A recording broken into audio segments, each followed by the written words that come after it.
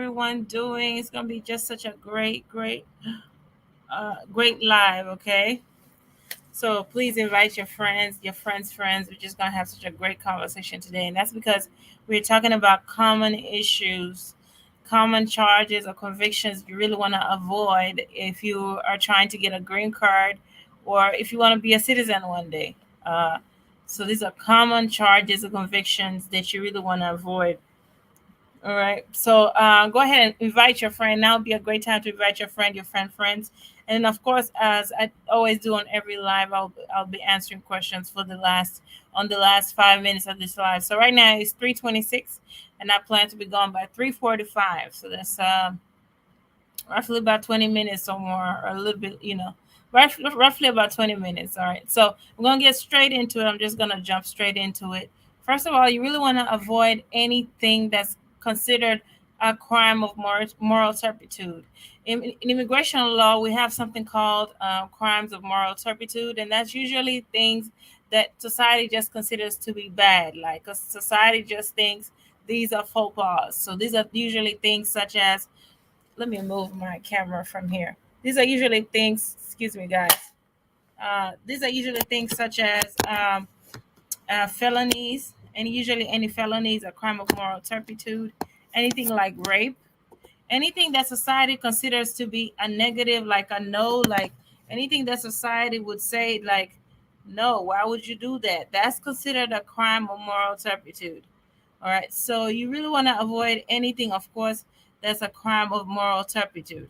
All right. And then, of course, so those are always, again, things like a rape charge, any rape charge or convictions look really bad for you. Any theft charges are usually crimes of moral turpitude. Any fraud charges, anything to do with fraud, if immigration or even if whether you did it or not, even if immigration finds out or makes a conclusion that you did something fraudulently for the purposes of obtaining an immigration status. Those are things that are considered fraudulent. Some other common things that people don't realize that you always want to avoid, things that could happen on a daily basis, like when you go out on the weekends, is resisting arrest. Resisting a police officer or resisting arrest really looks really bad on your record, and it is considered a crime of moral turpitude. All right. And some of these things that I'm telling you are waivable. Like some of these, if you have them on your record, you can waive them, get them waived off your record, and still be able to adjust your status. Some of them not. Okay, so again, you want to avoid things like resisting an arrest, resisting a police officer. In other words, excuse me 1 second. Let me just check on this network. Yeah, my network is on. Okay. So you want to avoid things like resisting arrest, DUIs, driving under the influence, especially more than one. So if you're starting to have like 2, 3, 4, 5, you really want to slow down. Definitely get some help, okay? Because that in the long run really could affect not just your ability to get a green card, but also your ability to become a U.S. citizen. So DUIs, especially more than one, more than two, you really want to avoid that. You want to avoid resisting arrest, of course. And then the most common one that we see in a context when, of course, when you get married here in the U.S. is, or in the context of a home, is domestic violence. Domestic violence is a crime of moral turpitude. It's something society says, no, we don't like that. In other words, that's a crime of moral turpitude. So you always, and I always even tell, especially my clients, like if you're in a relationship where it's your spouse, you and your spouse are always fighting, like with words, or it's becoming violent, or your whenever you guys argue, your spouse wants to put their hands on you. Whatever you do, don't put your hands back on her. Secondly, if you're getting to that place where you every time you're together, you're fighting, you really want to avoid the situation where she calls the police on you. He or she calls the police on you, because if they call the police on you, it's your word against hers, and usually they believe the U.S. citizen, whether they're male or female. This happens too in the context, like even if your U.S. citizen spouse is a male and you're a female, and they call the police on you and say that you put their hands on them, even if you're the woman, if they're the U.S. citizen, typically you typically, that's the person that they're gonna believe. So I'm getting somewhere. I'm saying that that's a common problem I see with a lot of clients. A lot of people end up picking up a domestic violence charge from a spouse, from somebody that they're actually married to. And usually I always say you kind of saw that coming. You kind of saw things escalating to that point. And so before it gets to that point, you either need to think about separating, leaving that house, or something. Because once your spouse calls the cops on you and claims that you put your hands on them, it's usually really hard to convince them otherwise. And for people who end up with a domestic violence charge, usually the only way out of that is usually like if your spouse decides to drop the charges. So, like you're in that kind of situation, you're very, very lucky if you're married to a spouse that decides to drop the charges. Because if your spouse doesn't drop the charges, you're screwed, and that's not on your record. And then now that brings me to convictions. So what if you're in a situation where you've already been charged, um, and it's looking very clearly like the prosecution is not going to drop it, whether it's domestic violence, DUI, theft charges, whatever it is, you have some charges, and it looks like they're going to end up sticking on you. This is the most important part of the life, so I want you to listen. If you're in that situation now, you really, really want to negotiate. See if you can get a lawyer to help you, or if you can't, you can even ask them yourself. You can see if you can get your charge reduced to a lesser charge. Again, if you're in a situation where it looks like some charges are gonna have to go on your record, then your best scenario, your best situation is to see how can I get these charges reduced to a lesser charge. So in the criminal system, and here, especially here in America, there's different levels to a crime. There's different levels to a charge. So some DUIs, for instance, are misdemeanors, some are felonies, and some are reckless DUIs, some are intentional DUIs. Okay. And then that goes the same for battery. That's the same thing also for domestic violence. So if the situation looks like you're gonna have to pick up a charge, some kind of charge, then what you want to have, the situation you want to have is get it reduced to a lesser charge. Okay. And of course, that's usually the job of a lawyer. See if you can get a lawyer to help you. All right. Now I'm getting somewhere, and this is also now applies in the situation. Like, let's say your spouse filed a domestic violence charge against you, and then they decided to drop the charges. But the state decided not to drop the charges, still picked up the charges against you, and now you're looking like you're about to be convicted. In that situation, again, remember I told you you need to hire a lawyer, or even ask yourself, see and negotiate for yourself, see if you can get a lower charge. Are there some mitigating circumstances that would allow the prosecutor to charge you with a lesser violation of that crime? That's really what you want to have. So, in other words, the more reckless, the more of a misdemeanor the crime is, the better for you. Okay, and also for immigration purposes, you always want to try to get a punishment that's less than a year. So, if the punishment for the crime is 363 days, possibly in jail, although they actually give you probation, that's good. But if it's more than 364 days, that looks to be more like a felony, and it could really end up affecting your immigration status. So I'm telling you many legal things. I'm not expecting you to get it, but I just hope you understand what I'm saying, that it really matters the kind of charges you have on your records, even fraud, even if immigration alleges you entered a marriage fraudulently, or comes to a determination that you entered a marriage fraudulently. Even things like those could end up affecting, of course, your ability to get a green card, and also in the future at least, and also your ability to get a citizenship. Now, what happens if if you're listening to this and you've already been convicted of something, and maybe it's something huge? Many people don't know that in most states, if you have a good criminal lawyer, and especially if you know you didn't do it. And so I only want you to listen to this if you know you didn't do it.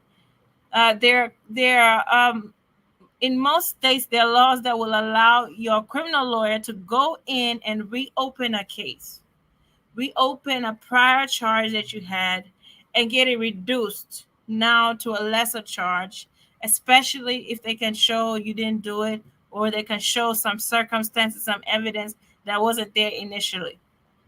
Okay, so in most states, if you have a good criminal lawyer, and especially if you didn't commit the crime and you just ended up and you just pled guilty, maybe because you didn't know, you had never heard this message from me at the time, you had never consulted a lawyer at the time you pled guilty, and so you just took a guilty charge, especially for something maybe you didn't really do, and you weren't and maybe you just didn't even have a lawyer, whatever the situation is.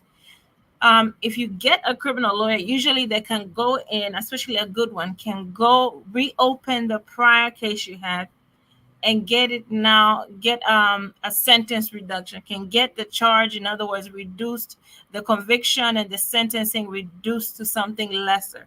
And then now once you have that sentence reduction, now that'll be the time either for you to now to apply for a green card, or in some situations, or if you already have a green card now, that will be now the time for you to apply for citizenship. While I'm on this topic, I just need to quickly discuss some things that are not waivable. There's nothing you can do if this is on your record. Some things that are hard to waive, you never want to have, definitely want to avoid, is putting on an application that you are a U.S. citizen when you're not. Okay, so for those, if you're listening to me, if you've done that before and immigration finds out and it's on your record, all right, that you worked as if you are a U.S. citizen when you're not. In other words, you put on an application, you check the box U.S. citizen when you know you were not, or you check the box green card holder when you knew you were not. If you have something like that, a situation like that, that's really a difficult situation to have, because there's no waiver for that. Immigration does not waive that. The only way around something like that is for you to retract the situation in writing before you make an application. So I'm saying a lot of things, so I'm going to stop there.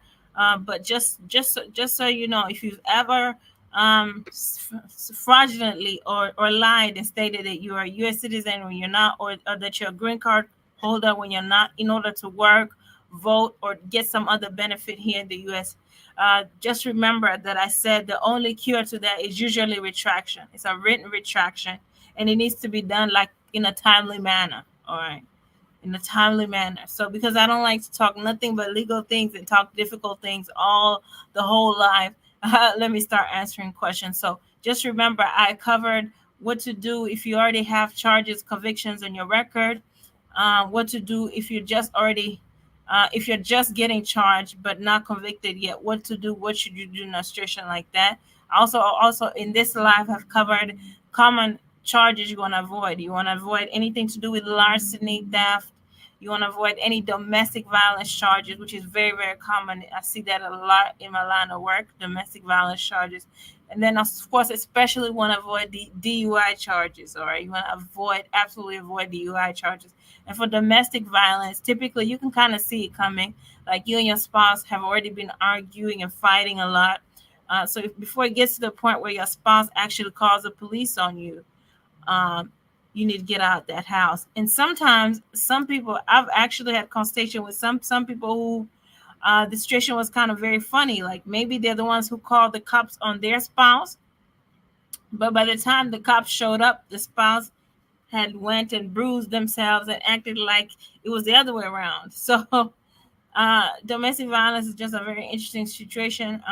But yeah, if you can avoid it, in other words, if it's getting to the point where you guys are getting violent or your spouse is already getting violent, my advice is always just at least get out the house for some time. And my advice is definitely you do not want to be in that house when she calls when he or she, could be he by the way, when he or she calls the cops on you and claims that you assaulted the person. And that's that'll be now a domestic violence charge. And unless your spouse then later on goes back and drops the charge, that's on your record. That's on your record. Nothing you can do about it. All right. Let me take some questions.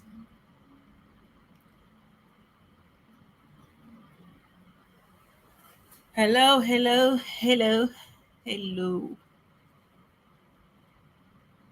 see, did it take them? Hello. Let me take these live questions. Hello.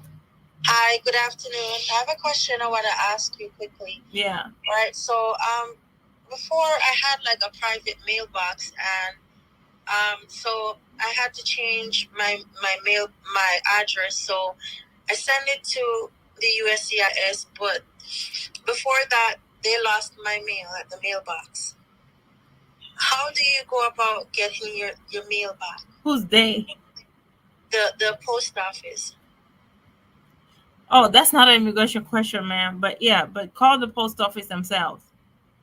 Oh, I called them and they're like, oh, there's nothing we can do about it. We just have to wait. And it's been like, so I'm just wondering, how do I go about like fixing that? However, I kind of like, I set up an arrangement to talk to you in a week or so, but hopefully I get through to you because you're a hard one to get to. I'm always available, ma'am. Don't make it sound. Yeah, but I set up a consultation to talk to you. Okay. Yeah. I'm just kind of worried though. Yeah, ma'am. Again, that's not an immigration issue at all. It's just something that's a post office issue. I would physically go. I would do whatever I can, call them. But usually when you call, you can even ask to speak to a supervisor or someone that actually handles your mail routing, or actually go. And if that doesn't work, I would physically go. But other than that, I wouldn't be able to help much. That's not an immigration question at all. All right, no problem. Thank you. Thank you. Bye-bye. Bye.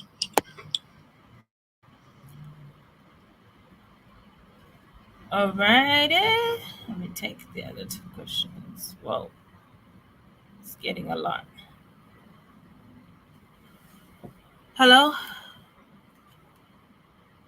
Hello? Hello? Hello. How can I help? Hello, ma'am. How are you? Good. How can I help you? Ma'am, I have a question. I filed for VAWA in 22. Okay. And I am married since 2017. And my wife is asking a divorce from me. She don't want to file from her side because she already divorced once. Okay. And she want me to file. Does it have VAWA? So I always say you can't file for VAWA just because your spouse refused to file for you. But if there's other issues, other problems you guys experience, so, like a spouse talking down to you, like a spouse disappearing on you, spouse. She wants me to file a divorce. Does it impact my VAWA if I file for divorce? No, not at all. Okay, so thank you. So that was the only question. So I can file divorce and it will not affect my VAWA. Yeah, for VAWA it doesn't matter. And how about the citizenship? It will still remains the same if after 3 years, if you are married to a U.S. citizen? Yes, sir. Sorry, so I only ask one question, and I can go into more details for you. Okay, let me just only answer that one question for you. Thank you. All right. Thank you. Bye bye.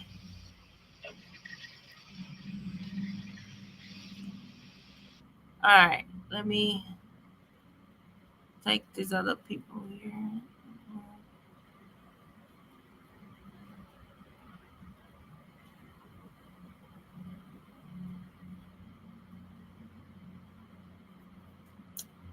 Hello. Hello. How can I help, madam? How are you? Good. Hello. Okay, I have a question. I don't know if I need a consultation with you or I need to. I can just ask you this question now. Well, go ahead and we'll see. In regards to aggravated felony and deportation prior to 1990. Well, that's more. Oh yeah, that's serious stuff. I need we're gonna have to have a consultation, madam. Oh, I can't just advise you off the cuff like that, huh? How do I set that up with you? So my phone number is at the bottom. Okay, and then I just call and am I gonna get answered right away? Because I just heard the lady say you're a hard lady to find. No, don't listen to her. Don't listen to her. She's not my client, madam. Oh. Yeah. So I'll just call and then tell them I want to set up a consultation. And schedule a consultation. Yes. Okay. All right. I look forward to talking to you. Thank you, bye-bye. All right. Thank you. I'm shocked she answered me. None of your business. All right. That's interesting. Let me take this lady off. All right.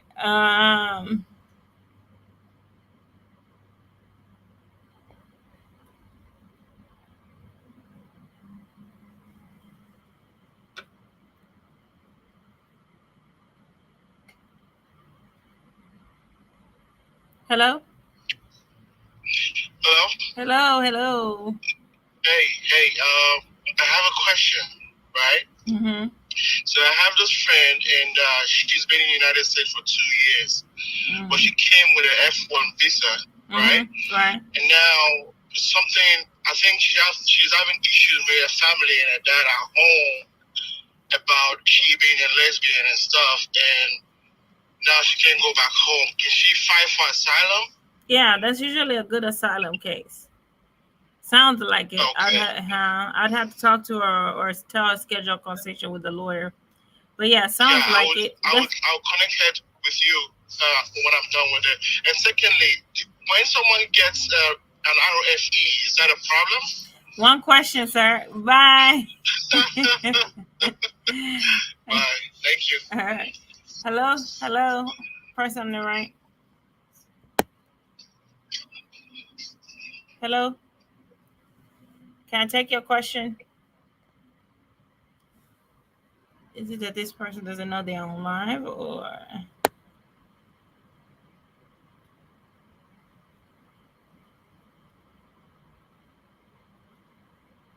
So, quick here question. In 2024, can you expedite? Not only in 2024, can you expedite VAWA? Yeah. Do you? Yes, you can, but it's very difficult. Usually, they reject a lot of the at least the requests I've done. One more time, sorry. You can try. It doesn't always work, is what I'm trying to say. You can try to expedite. And I know it's only one question, but is it okay to ask, like, what's the attorney fees for it? For expediting? Yeah. Well, first, I don't take cases just to expedite. Usually, I need it to be your lawyer. Okay. Yeah, so I wouldn't take it anyway. But in other words, you just want to establish what's the reason for an emergency. They kind of need to know to be able to see why you need the case. Like, yeah, my father is a U.S. resident and a green card holder, and he's recently got injured, and I do need to sort of help him out, to be able to move back and forth. Okay. Then just I will supply them with those medical records and see, and then just tell them it's an emergency. I need to get to him ASAP. Yeah, and see what they do. Got it. Yeah. Thank you. Thank you so much. Thank you. Bye-bye.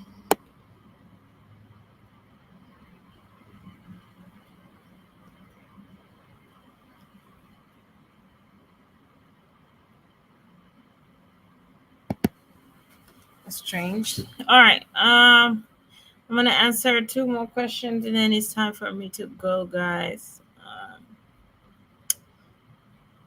And I don't know why I'm not seeing it. Sister Moses. Hello, madam. How are you doing?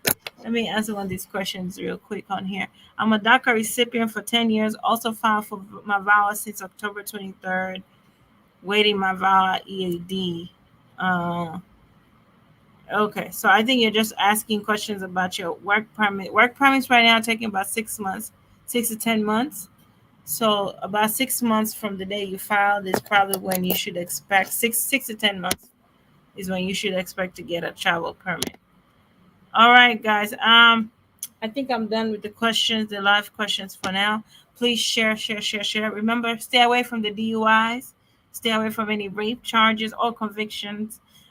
Stay away from anything society considers to be bad. That's rape, that's DUIs, that's domestic violence, resisting arrest on weekends. So if you're ever drunk and a police officer tries to arrest you and then you refuse and you pick up a resisting arrest charge or conviction, again, that looks really bad. And then quickly, I want to state that sometimes you can get charged with something, but if the case or if the state dismisses it, or the person, let's say if you are charged with battery against somebody and the person drops the charges and then the charges are completely dropped, then good for you. So since you were never convicted, you're good.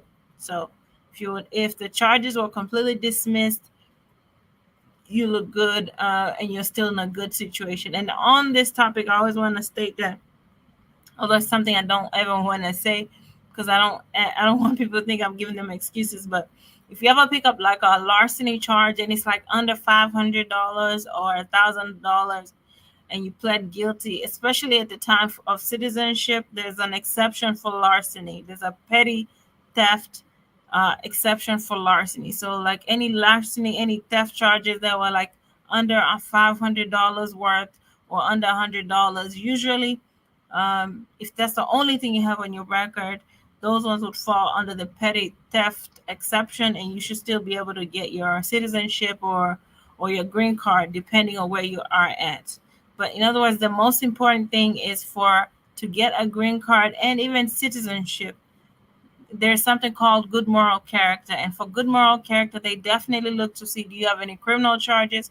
Do you have any fraud charges? These are things they definitely look at to see if you qualify, and especially convictions. Are there any convictions? Are you convicted of anything higher than a misdemeanor? Have you been convicted of anything that society considers to be a faux pas?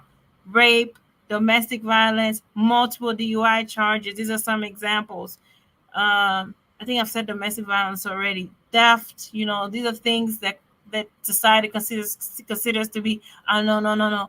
And one that you would never think about is resisting arrest. You want to stay away from these things. These are considered to be something society does not like. And so if you have them and their convictions on your record, and especially if you have like multiple, sometimes there may be no way out for you. And of course, that's why you have lawyers. Of course, there's something we can do for a lot of these things. There's a waiver you can file. It's called a 601 waiver, but it doesn't apply to every situation, and some things cannot be waived. And that's where I told you that if you've ever claimed to be a U.S. citizen or a green card holder in order to get work, and you actually did work under the premise of you being a U.S. citizen or a green card holder when you were not, things like those are not waivable. There is no waiver for that. So there is no 601 waiver for that. There is no waiver whatsoever. If you've claimed to be a U.S. citizen on an application in order to work, and you actually worked, or in order to vote, and you actually voted, right? If there's evidence against you that you actually worked or actually voted or actually did gain some benefit from lying and stating that you're a U.S. citizen or a green card holder when you are not, and there's evidence and they find evidence against you, there's no waiver for that.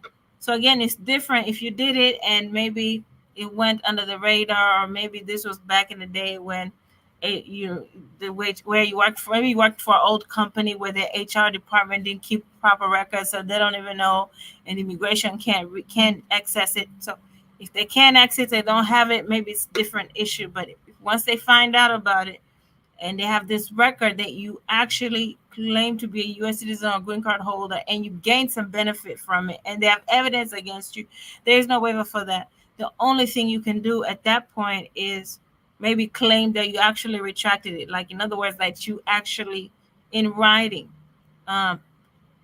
fixed the situation. You went back and corrected yourself, and you wrote in writing to maybe the company that you're working with that, and told them that, look, it wasn't true. I'm not really a U.S. citizen. If you have some sort of written retraction, that's the only solution. Frustration where you have worked or gotten some sort of benefit from lying and stating that you're a U.S. citizen or green card holder when you are not. All right. And of course, the only other solution is maybe if they don't know. So if they don't know, if they didn't find out about it, of course, maybe you're on the clear. But if there's a record of it, there is no waiver for that. And there's some things like that. In other words, that's the whole point I'm trying to say. Guys, share, like, comment, and we'll talk. Bye. By the way, please comment on this post. I'm gonna post it on this live. Comment, is there something you'd like for me to discuss in a live video that would be helpful to you? Please comment. Or is there some place you'd like me to visit and give a talk to? I'm starting to go and talk to different communities about immigration. So just think so many things are usually passed on the grassroots level. So like usually you know only what your friend knows. So I'm gonna start to do like a legal tour. In other words, going state to state, talking to people. So if there's a place you want me to come and give a talk, write that on the comments, and I'll come. All right, bye. Bye, guys. That's it for today.